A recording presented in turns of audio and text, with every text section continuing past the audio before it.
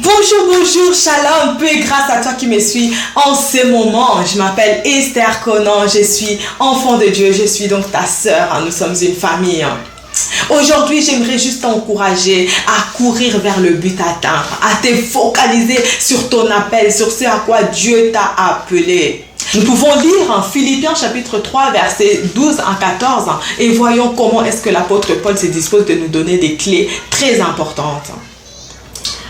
Je ne prétends pas avoir déjà atteint le but ou être déjà devenu parfait, mais je poursuis ma course pour m'efforcer d'en saisir le prix, car j'ai été moi-même saisi par Jésus-Christ. Non, frère, je ne pense pas avoir déjà obtenu le prix, mais je sais une chose, j'oublie ce qui est derrière moi et m'efforce d'atteindre ce qui est devant moi. Ainsi, je cours vers le but afin de gagner le prix que Dieu, par Jésus-Christ, nous appelle à recevoir là-haut. Waouh, amen, gloire au Seigneur. Ici, nous voyons clairement que l'apôtre Paul reconnaît d'abord dans toute humilité qu'il n'est pas encore arrivé, qu'il n'a pas encore atteint les prix, les summum de ce que le Seigneur attend de lui. Non, il s'efforce tous les jours. Il s'efforce tous les jours d'en saisir ces prix-là, de payer les prix. En quelque sorte, il reconnaît que la mission, les bonnes œuvres que Dieu a préparées d'avance pour lui ne va pas s'accomplir automatiquement. Il y a un prix à payer.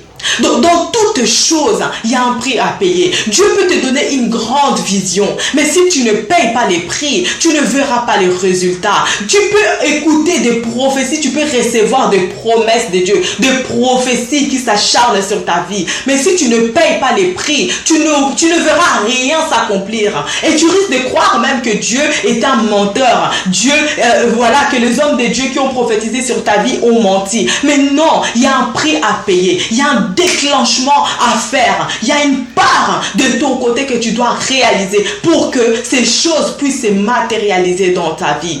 Et l'apôtre Paul nous donne cette clé en disant qu'il s'efforce de payer les prix. Ça veut dire qu'il se donne une discipline afin que ces prix-là puissent lui être accordés.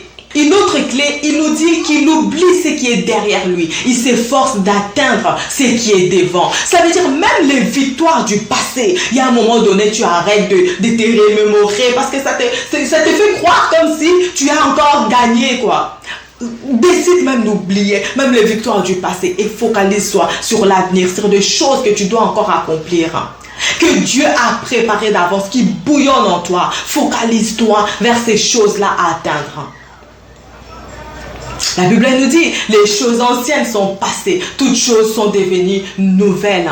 Chaque jour, il renouvelle sa bonté et ses grâces et ses compassions. Ça veut dire que toi aussi, chaque jour, tu dois faire un pas vers l'avenir, un pas vers l'avant, un pas vers les promesses de Dieu, un pas vers ta vision, vers ton rêve, un pas chaque jour.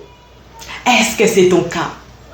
Autre chose, il dit qu'il court vers le but afin de gagner les choses que Dieu par Jésus-Christ nous appelle à recevoir là-haut. Ça veut dire qu'il est conscient que Dieu a réservé des choses qu'il nous donnera seulement là-haut par Jésus-Christ.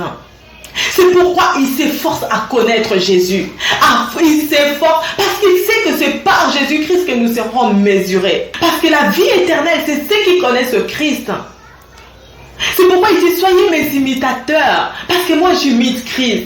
Lorsque tu imites Christ, lorsque tu connais ses caractéristiques, cela t'approche vers des choses d'en haut. Tu désires les choses d'en haut, tu désires manifester les choses d'en haut, afin que lorsqu'on te voit, qu'on puisse voir Christ.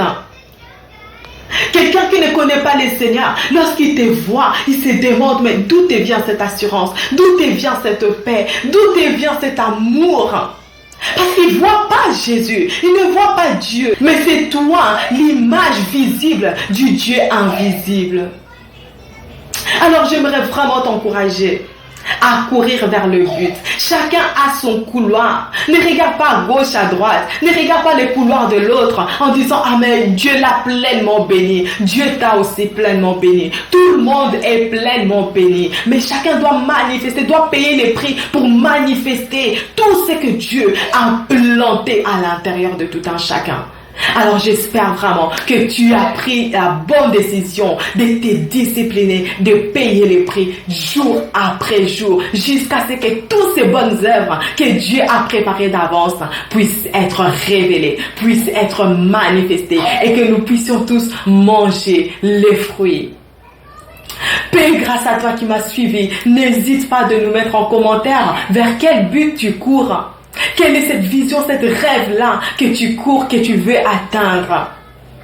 L'apôtre Paul dit que lui, il a été saisi par Jésus-Christ. À son tour, il est en train de saisir aussi d'autres personnes pour qu'ils puissent à leur tour connaître Jésus-Christ. Et toi qui connais le Seigneur, vers quel but tu cours?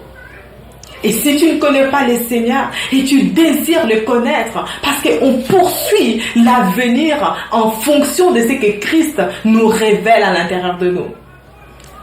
Tu es peut-être en train de courir vers des choses, mais tu ne sais même pas si c'est ton appel. Tu ne sais pas, tu te poses tellement de questions. Le Saint-Esprit est là pour t'enseigner toutes choses. Il faut juste accepter Jésus-Christ comme ton Seigneur et Sauveur. Et je l'avais fait une vidéo comment devenir chrétien dans le passé où j'explique en long et en large toutes ces choses. Et si tu as toujours des questions, n'hésite pas à m'écrire sur larouteversl'éternel@gmail.com. On se retrouve samedi prochain si Dieu le veut. Que Dieu vous bénisse. Au revoir.